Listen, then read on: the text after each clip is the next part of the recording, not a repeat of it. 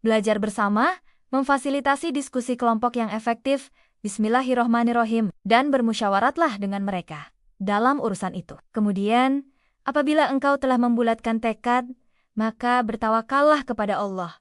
Sungguh, Allah mencintai orang yang bertawakal. Ayat ini, meskipun dalam konteks yang lebih luas, menginspirasi kita tentang pentingnya musyawarah atau diskusi dalam mencari solusi dan mengambil keputusan. Sebuah prinsip yang juga relevan dalam bimbingan kelompok. Assalamualaikum warahmatullahi wabarakatuh. Bapak dan Ibu guru yang kami banggakan, setelah pada video sebelumnya kita mendalami langkah-langkah bimbingan individual, kini kita akan beralih ke bentuk pendampingan lain yang juga memiliki kekuatan tersendiri, yaitu bimbingan atau diskusi kelompok sederhana. Ada kalanya, membahas suatu topik atau masalah secara bersama-sama dalam kelompok kecil bisa menjadi sangat efektif dan efisien, serta memberikan kesempatan bagi siswa untuk belajar dari satu sama lain. Kapan bimbingan kelompok sederhana ini cocok untuk kita lakukan sebagai guru? Pendekatan ini bisa sangat bermanfaat ketika kita ingin membahas topik-topik umum yang relevan bagi banyak siswa. Misalnya, bagaimana cara belajar yang efektif,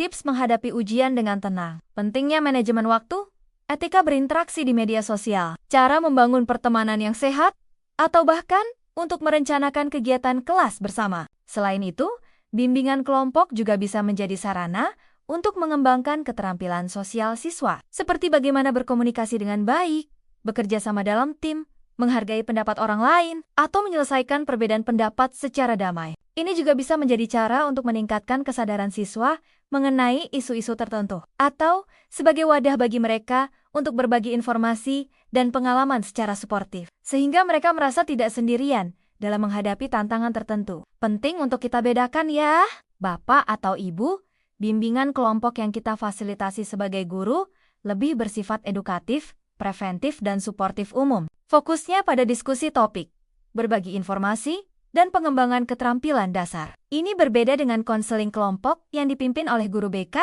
atau konselor profesional, yang biasanya lebih mendalam, terapeutik, dan bertujuan untuk mengatasi masalah pribadi atau interpersonal yang lebih kompleks. Apa saja tujuan yang ingin kita capai melalui bimbingan kelompok sederhana ini? Secara umum kita ingin menyebarkan informasi yang bermanfaat secara efisien, mendorong diskusi dan pertukaran ide antar siswa, mengembangkan kesadaran diri dan sosial. Mereka memberikan kesempatan bagi mereka untuk belajar dari pengalaman teman sebaya, menciptakan lingkungan yang suportif, serta melatih keterampilan berkomunikasi dan berinteraksi dalam kelompok. Nah, dalam bimbingan kelompok, peran kita sebagai guru bukanlah sebagai penceramah atau penguasa diskusi. Peran kita adalah sebagai fasilitator. Apa saja tugas utama seorang fasilitator? Pertama, menciptakan suasana yang aman, nyaman, dan terbuka. Pastikan semua anggota kelompok merasa diterima dan dihargai. Sangat baik jika di awal sesi kita bersama-sama menyepakati aturan dasar kelompok, misalnya saling mendengarkan, tidak memotong pembicaraan, menjaga kerahasiaan apa yang dibagikan dalam kelompok, dan tidak ada judgement atau penghakiman.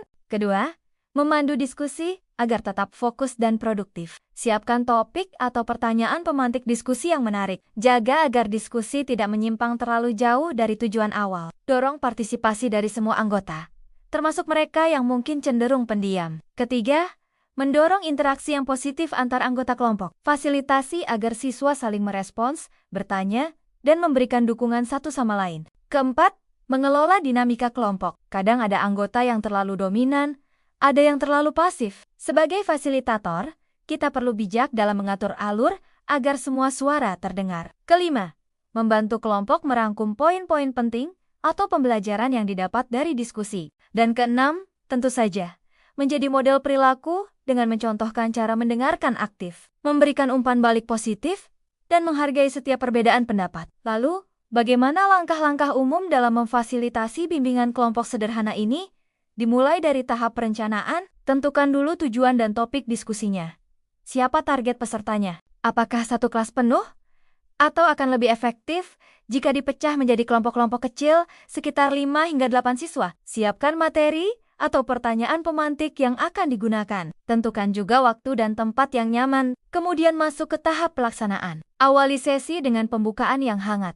Sampaikan tujuan dan sepakati aturan dasar bersama. Lalu masuk ke kegiatan inti, di mana diskusi dimulai. Lontarkan pertanyaan pemantik, fasilitasi partisipasi aktif, jaga alur diskusi. Bapak atau Ibu bisa menggunakan berbagai strategi sederhana seperti diskusi terarah, brainstorming kelompok untuk mencari ide, atau membahas studi kasus singkat yang relevan. Di akhir sesi, lakukan penutupan dengan meminta siswa atau membantu mereka merangkum pembelajaran penting. Tanyakan kesan mereka dan berikan apresiasi atas partisipasinya. Setelah sesi selesai, jangan lupa lakukan evaluasi dan tindak lanjut. Refleksikan bagaimana sesi berjalan, apa yang sudah baik, apa yang perlu diperbaiki. Amati juga apakah ada perubahan positif pada pemahaman atau perilaku siswa terkait topik yang dibahas. Bapak dan Ibu guru memfasilitasi diskusi kelompok sederhana memang memiliki tantangan tersendiri, terutama dalam mengelola dinamika kelompok agar semua siswa merasa nyaman dan mendapatkan manfaat. Namun, ketika berhasil, kekuatan belajar dari teman sebaya dan rasa kebersamaan yang terbangun bisa sangat luar biasa dampaknya. Mulailah dengan topik yang ringan, relevan dengan kebutuhan siswa, dan ciptakan suasana yang benar-benar mendukung mereka untuk berani bersuara dan saling belajar. Pada video selanjutnya, kita akan membahas strategi-strategi yang lebih praktis untuk membantu siswa mengatasi salah satu tantangan, yaitu masalah dalam belajar. Terima kasih atas perhatian Bapak dan Ibu.